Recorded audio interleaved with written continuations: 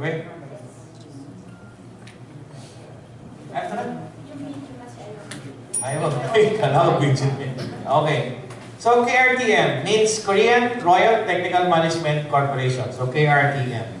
KRTM is already 13 years old here in the Philippines. Ito, nandito yung main office niya. Ang KRTM po ay nasa Coral Way Avenue. Diyan lang po. Paglabas natin dito, halos magkalapit lang ito. Now,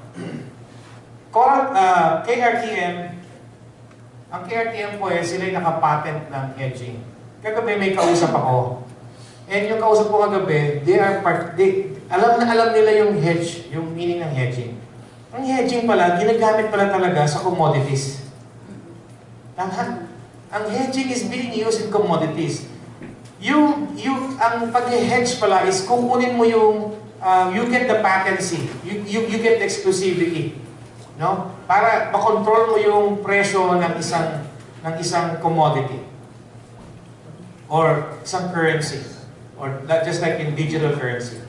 Now, ang hedging ay napakahalaga. Panalo, matalo. Okay, bakit? Ako company. Halimbawa, I am KRTM. Last night, I was being asked, gaano karami ang Bitcoin ni KRTM? I was being asked bluntly. Parang ang tingin nila sa pagtatanong nila kagabi sa akin ay walang capacity si KRTM. So okay lang, I was calm. I was calm. I was answering objections. But then again, dun ko nalaman na talagang they're for their company and I am for my company. So talagang dun nagkaroon ng sabi, basagan ba? So I stood up. They stood up. They were professional. At the end of the day, nagkaroon ng meeting up of the minds with their upline and me for the team of Mark. Nagkaroon ng, so mag-uusap ulit at paninindigan yung usapan namin. Yun ang naging aming closure. So doon ko sa kanila ko nalaman na ang hedging pala ay napakahalaga. Kung titingnan mo, napakasimpleng salita niyan sa atin.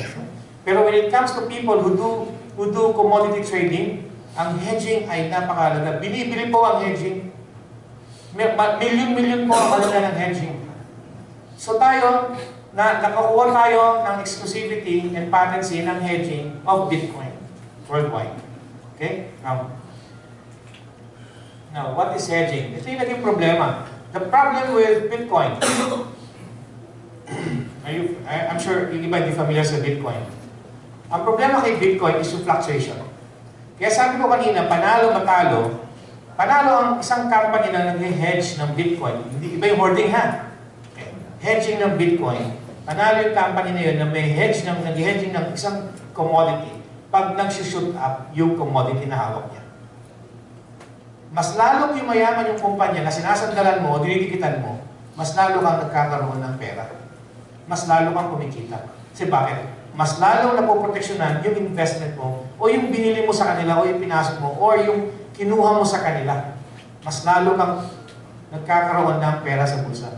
Now, when I started knowing about Bitcoin, it was only 19,700 pesos. Isang buwan pa lang ako nakakalam ng Bitcoin. You just imagine, how much ngayon?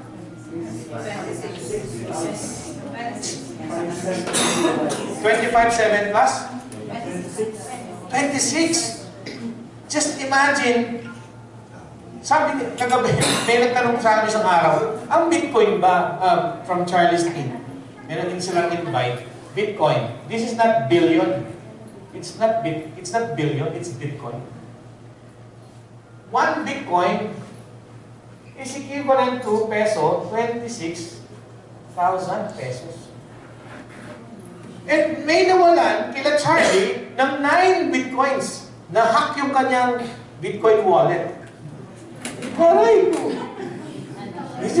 Pag binilang mo yung quantity, 9 lang yan. Pero if you're going to look at the value ng Bitcoin,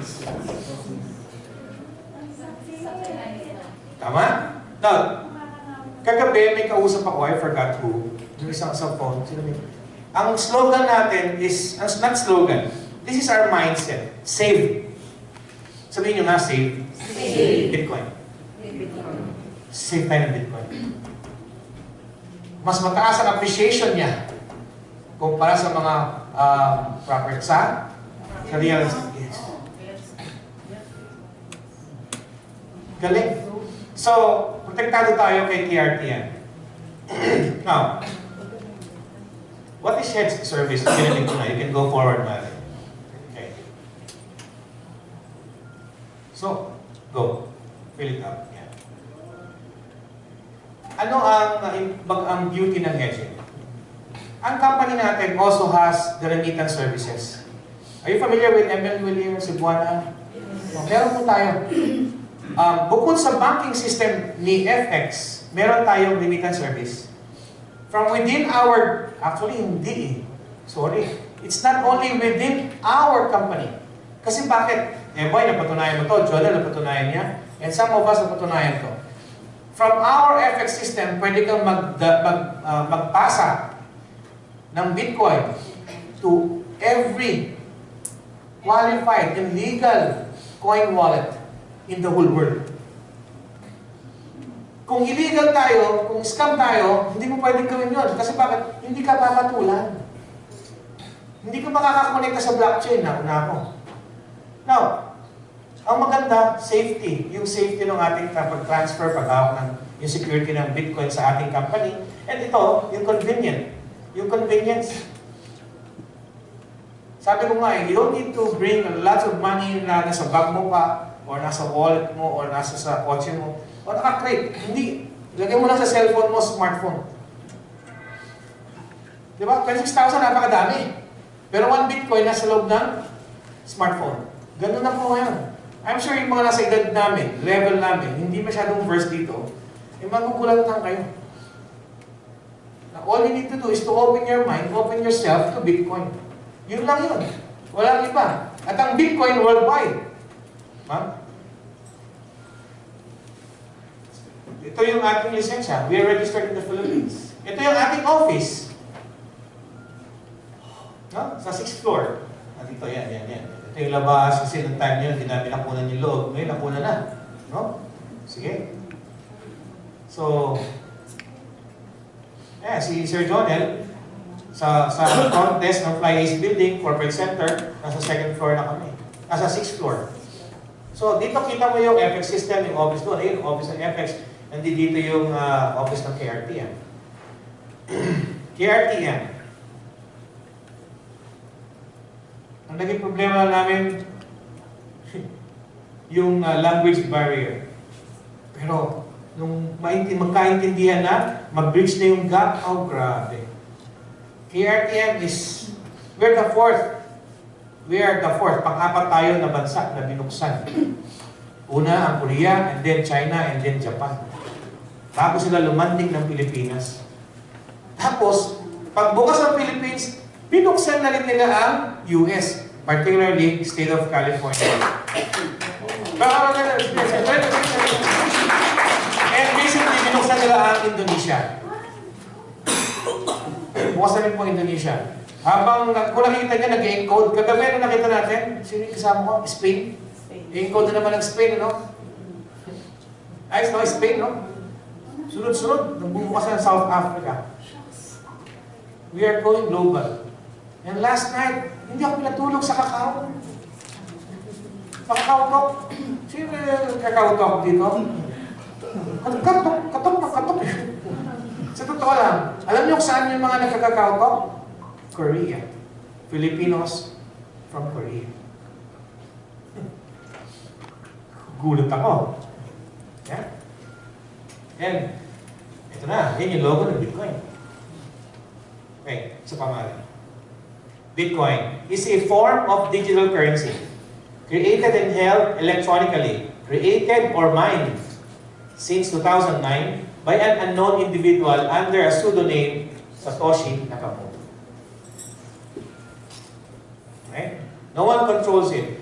Alam mo sa totoo lang, yung Satoshi Nakamoto, pwedeng Bill Gates yan. Nalala ko sa utak ko. Pwedeng Bill Gates yan.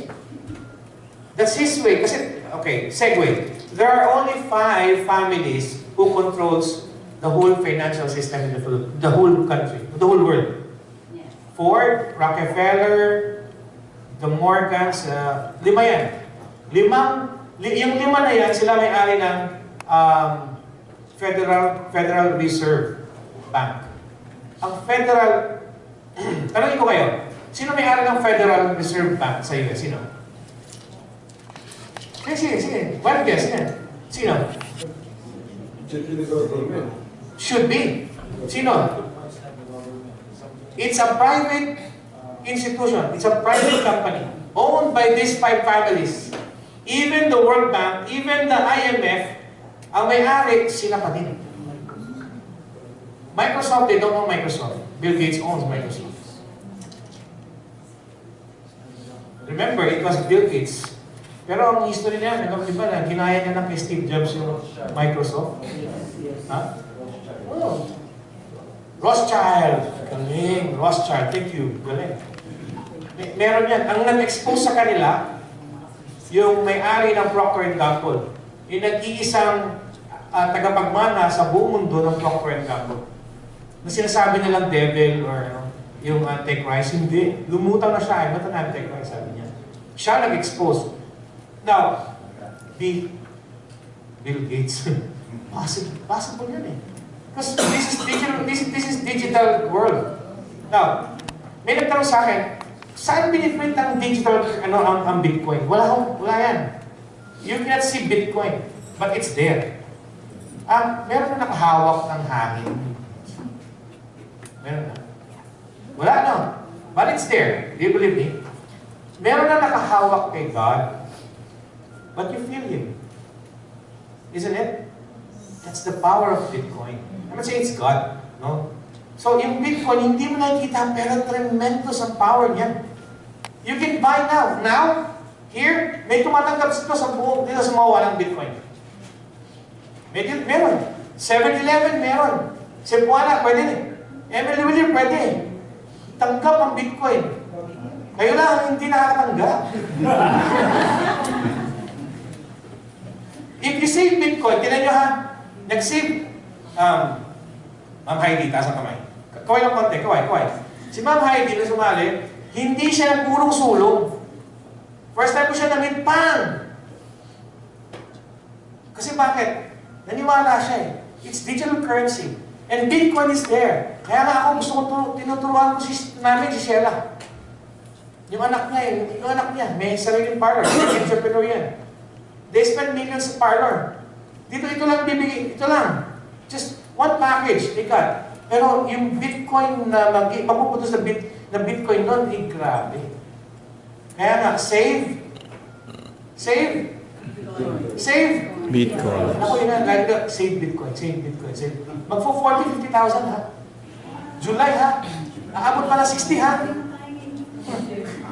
If you have Bitcoin, hold it, save it. Or buy Bitcoin. So, Bitcoin is not easily printed. Ayan, no? And it is safe. Kailangan diinan mo lang sa Bitcoin para naintindihan nyo kung anong meron sa digital currency. Ha? So, it's easy, secure, and open. Bakit open? Nobody, listen, nobody owns, no central bank owns Bitcoin. No central bank owns Bitcoin. So, it's decentralized. So, sino may-ari ng Bitcoin? Kung sino meron Bitcoin, siya may-ari ng Bitcoin. Sige po, dami niyan.